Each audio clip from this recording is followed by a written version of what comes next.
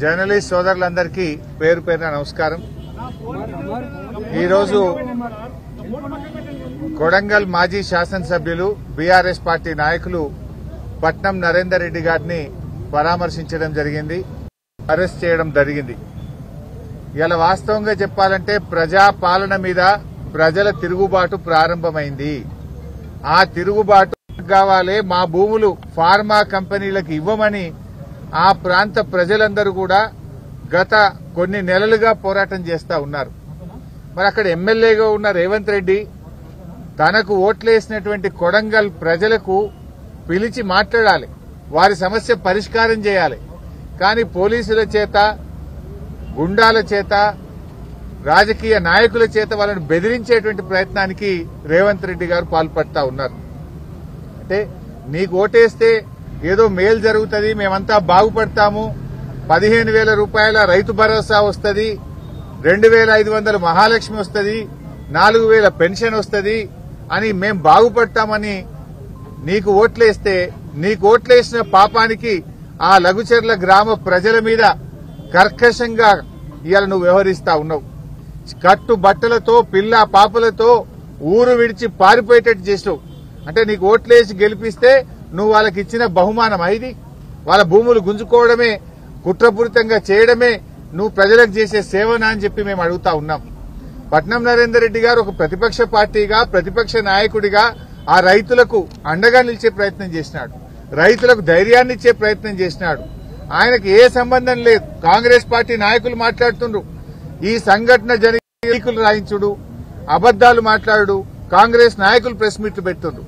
Police remand ఒక్కసారి ఆ రోజు ఫోన్ వచ్చిందని చెప్పి అని ఇవాళ మీరు ప్రతిపక్షాల మీద అక్రమ కేసులు పెట్టచ్చు, కానీ ప్రజా తిరుగుబాటు నుంచి తప్పించుకోలేరు. ఇవాళ నేను అడుగుతా ఉన్నా, ఎవరు జరిగినా బీఆర్ఎస్ కుట్ర అంటాడు. మొన్నటిదాకా నిరుద్యోగ యువత అశోక్ నగర్ లో ఎస్సీ, ఎస్టీ, బీసీలకు అన్యాయం జరుగుతా ఉంది, జీవో 29 రద్దు చేయండి అని చెప్పి అశోక్ నగర్ లో నిరుద్యోగ యువత రోడ్ల మీదకి వస్తే అది దాని వెనుక బీఆర్ఎస్ పార్టీ ఉందని రేవంత్ రెడ్డి గారు మాట్లాడుతూ ఉంటారు. రైతులు మా పత్తికి, వరికి మద్దతు ధర రావడం లేదు, రైతు భరోసా రాలేదు, రైతులకు రుణమాఫీ కాలేదని రైతులు రోడ్ల మీదకి వస్తే బీఆర్ఎస్ పార్టీ రైతుల చేత ధర్నా చేయిస్తుందని ముఖ్యమంత్రి గారు మాట్లాడుతూ ఉంటారు.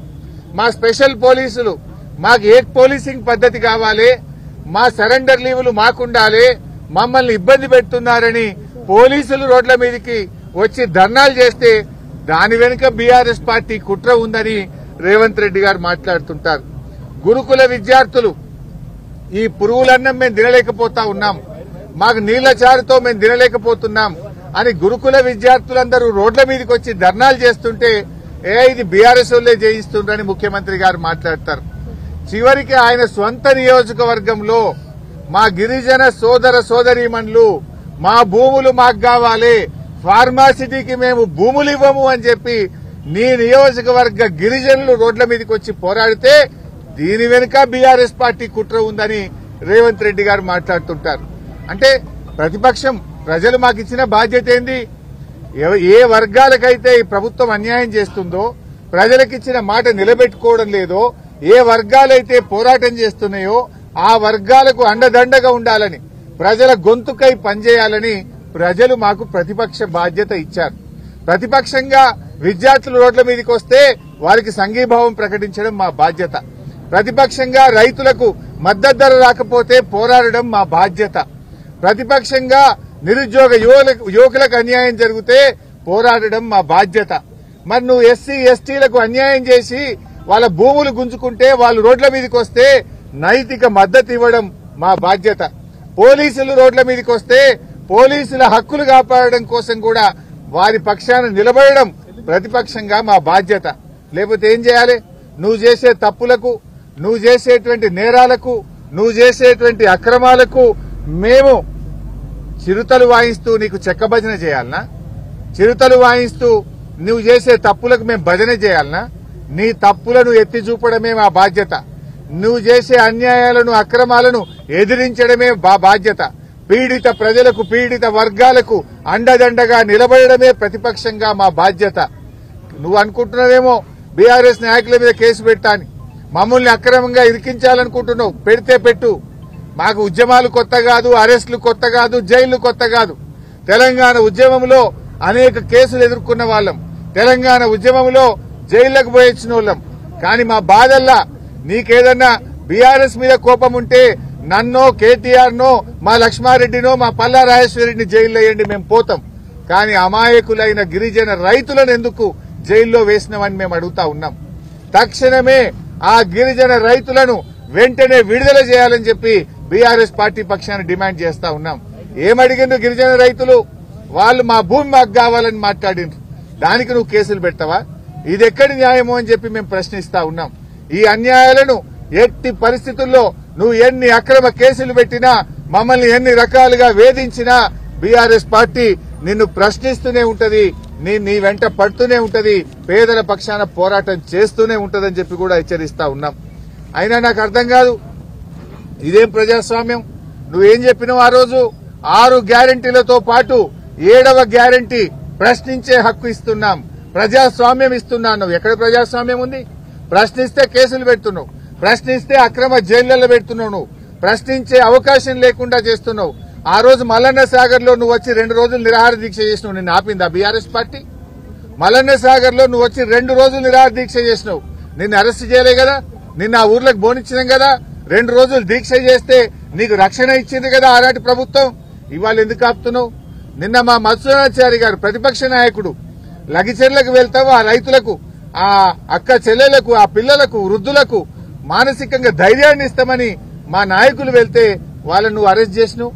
మా ఆర్ఎస్ ప్రవీణ్ కుమార్ ను, కార్తీక్ రెడ్డిని, మా వాళ్ళందరినీ కూడా నిన్ను అరెస్ట్ చేసినావు నువ్వు. అదేవిధంగా లోకల్ ఎంపీ డీకే అరుణ గారు పోతే నిన్ను అరెస్ట్ చేసినావు. ఇదెక్కడి ప్రజాస్వామ్యం? ప్రజాస్వామ్యం అంటే ఇదేనా? అర్ధరాత్రి చీకట్లో దొంగ రాత్రి మహిళల ఛాతి మీద కాళ్లు పెట్టి తొక్కుతూ నువ్వు అరెస్ట్ చేసినావు. ఇదేనా ప్రజాస్వామ్యం? 9 నెలల గర్భిణీ స్త్రీ మీద ఛాతి మీద కానిస్టేబుళ్లు తొక్కుతూ ఇంట్లో ఉండే మగవాళ్లను కొడుతూ వాళ్ళని తేవడమే ప్రజాస్వామ్యమా అని నేను అడుగుతా ఉన్నా. ఏంది నీ నియోజకవర్గ ప్రజలకు నువ్వు చేసే సేవ ఇదా అని నేను రేవంత్ రెడ్డిని అడుగుతా ఉన్నా. ఇవాళ ఈ ప్రజా పాలన మీద ప్రజల తిరుగుబాటు నీ కొడంగల్ నుంచే ప్రారంభమైంది. నువ్వు అక్రమంగా అరెస్ట్ చేసి మా నరేందర్ రెడ్డిని జైల్లో పెట్టావు కావచ్చు, మా కేటీఆర్ మీద కుట్రలు చేస్తావు కావచ్చు, కానీ తిరుగుబాటు ఆగదు. నిన్ను ప్రజలు గద్దెదించేదాకా కూడా వదిలిపెట్టరు అని హెచ్చరిస్తా ఉన్నా. అయినా దేనికోసమే ఫార్మాసిటీ? ఆల్రెడీ గత ప్రభుత్వం, మా ప్రభుత్వం ఉన్నప్పుడు 14,000 ఎకరాల భూమిని ఫార్మాసిటీ కోసం సేకరించినాం. ఆడబెట్టు ఫార్మాసిటీ, ఆడ ఫార్మాసిటీ పెట్టగా నేను ఎవరొద్దంటున్నారు? 14,000 ఎకరాల భూమి ఉంది కదా అంటే అక్కడనేమో ఈయన 4th సిటీ కడతారట, రియల్ ఎస్టేట్ వ్యాపారం చేస్తారట, తన అనుయాయులకు, తన కంపెనీలకు భూములు కేటాయించి భూములు కొల్లగొట్టాలని కుట్ర చేస్తా ఉన్నాడు. అక్కడ రియల్ ఎస్టేట్ వ్యాపారం చేసి డబ్బులు సంపాదించాలని రేవంత్ రెడ్డి కుట్ర చేస్తా ఉన్నాడు. ఈ భూములేమో ఫార్మాసిటీ కోసం సేకరించిన భూములు రియల్ ఎస్టేట్ వ్యాపారం చేస్తారట. కొత్తగా జహీరాబాద్ లో కొడంగల్ల పోయి దళిత గిరిజనుల భూములు లాక్కుంటారట. ఇందిరమ్మ రాజ్యం అంటే ఇదేనా? ఏం చెప్పింది ఇందిరమ్మ? ఇందిరమ్మ దళితులకు, గిరిజనులకు భూములు పంచితే ఇందిరమ్మ ముసుగులో రేవంత్ రెడ్డి ఈ రోజు దళితుల, గిరిజనుల భూములు లాక్కోవాలని చూస్తా ఉన్నాడు. ఆనాటి ఇందిరమ్మ ఎమర్జెన్సీ పాలన ఈ రోజు రాష్ట్రంలో తలపిస్తా ఉన్నది. నువ్వు భూములు గుంజుకోవడమే ఇందిరమ్మ పాలన? దళిత గిరిజనులను అక్రమంగా కేసులు పెట్టి జైల్లో పెట్టడమే ఇందిరమ్మ పాలన? నేను అడుగుతా ఉన్నా. నిజంగా ఫార్మాసిటీ పెట్టాలి, ఫార్మా కంపెనీలు రావాలంటే గత ప్రభుత్వం సేకరించిన 14,000 ఎకరాల్లో నువ్వు ఫార్మా కంపెనీలు పెట్టు. ఈ కొడంగల్ గాని, జహీరాబాద్ లో గాని నువ్వు సేకరించిన భూమిని వెంటనే విత్డ్రా చేయి.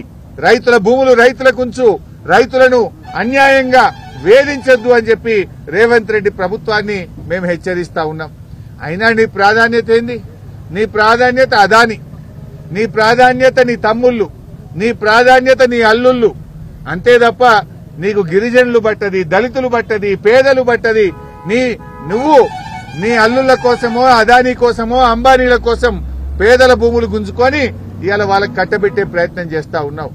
తస్మాత్ జాగ్రత్త. తెలంగాణ ప్రజలు ఊరుకోరు. ఎట్టి పరిస్థితుల్లో బీఆర్ఎస్ పార్టీ ఈ దళిత గిరిజన రైతుల పక్షాన నిలబడుతుంది, పేదల పక్షాన నిలబడుతుంది. ఇవాళ నీ కుట్రేంది? నువ్వు సమాధానం చెప్పలేక నువ్వు మా కేటీఆర్ గారి మీద కుట్ర చేస్తున్నావు. మేము చేసిన భూమి పోయే వాళ్ళ మీద నువ్వు గాని దామోదర్ రాజనరసింహ గారు గాని కోదండరామ్ గారు గాని మీరొచ్చి రెచ్చగొట్టింది కదా. మీరొచ్చి ఆ రోజు ఎన్ని రకాలుగా భూసేకరణ జరగకుండా ప్రజల్ని రెచ్చగొట్టి పోలీసుల మీద కారం జల్లే ప్రయత్నం చేసిండ్రు.